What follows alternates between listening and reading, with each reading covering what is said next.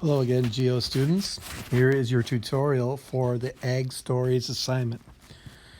This assignment is really like a series of puzzles or mysteries for you where we're going to give you a paragraph with a story about a set of farmers or a farmer in particular. I'm going to tell you a few characteristics of their farm and a little bit about them. From that description, your job is to guess which type of farming is being done. Is it subsistence or commercial? And then, secondly, to identify specifically which type of commercial or subsistence farming it is. And then, after that, you have to go use a map. And remember, I told you there's a very important map that you'll need to use. I actually included it on this assignment for you, so you won't need to go back in your notes to look for it.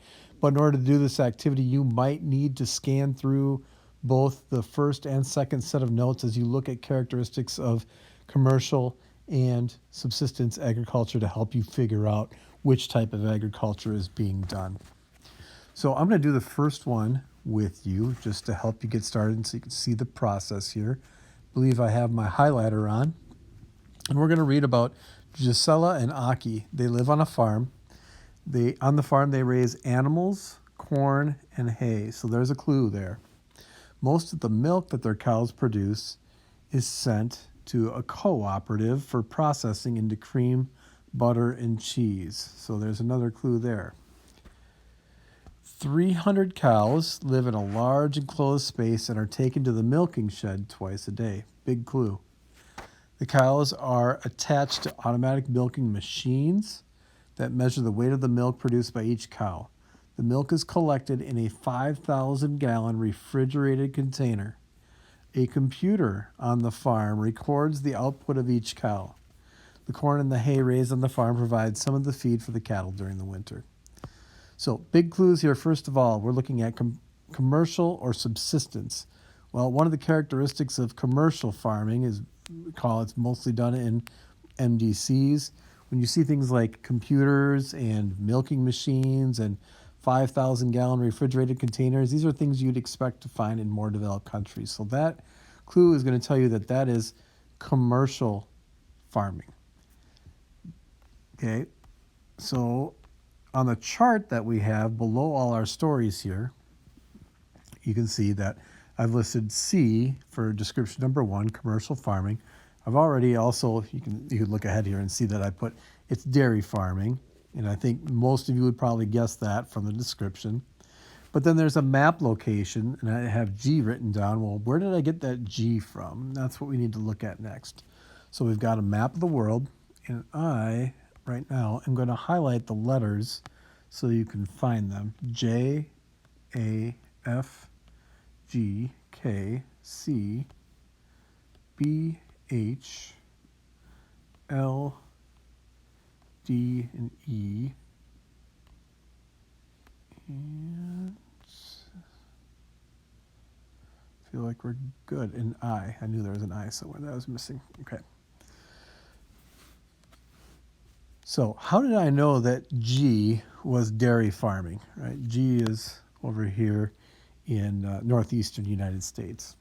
Well, in order to do that, I looked at this map of the world. And remember, when we look at it, I said, okay, first off, it was commercial agriculture. We knew that. So then my options were cut down to, it was either mixed crop and livestock, dairy, grain, livestock, Mediterranean, or commercial gardening. We decided that Gisela and Aki were dairy farmers. So now what I need to do is I just need to look for where is the dairy farming being done around the world. So when I look at the map, I can see, okay, dairy farming is done in this part of the U.S. And I believe we're looking at this part of Europe and a little bit into Central Asia. And so if I look in those areas of our map that has been provided here, the only other letter that's close to those areas that I circled would be F, and F's just a little bit outside of it, right? And F's going to be reserved for a different type of farming, clearly. So that's where we got G from, because we had to look at this map after we figured out what type of farming it was and figured out where the letter matched up. If you really wanted to do some extra work, you could probably take these letters and you could write them in on this map. That might help you too. But I've never actually had students go to that extent to do it. They've been fine just transferring the letters in their mind, looking at the map and going back and forth. Okay. You know what? Let's read through number 2. I'm not going to write anything down, but I can read through it for you. And maybe, I can highlight the clues. Put those in blue for you. So Janos Day begins before dawn. He walks his village's herd of 60 cattle to the pasture several miles away. There the animals graze on short grasses that cover the rolling hillside. He makes sure that the cattle are not stolen or attacked by wild animals. At night, he and the herd return to the village. He drives the cattle into an enclosure made of bush brush. Even though Jano is only 14, his job is very important to the survival of the village.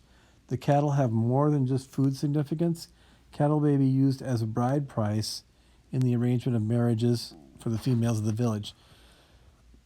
So given this description, you want to think, is this describing a type of farming that is probably likely to be done in more developed countries or less developed countries? Because that's going to help you determine whether it's commercial or subsistence. Once you've made that determination, then go to the map. And you can even look at the box. And if you decide that it's subsistence, then it's going to be one of those options. You need to choose from that list which type of farming it is.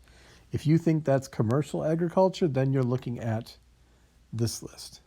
And don't forget that plantation farming, we're going to consider that a form of subsistence agriculture.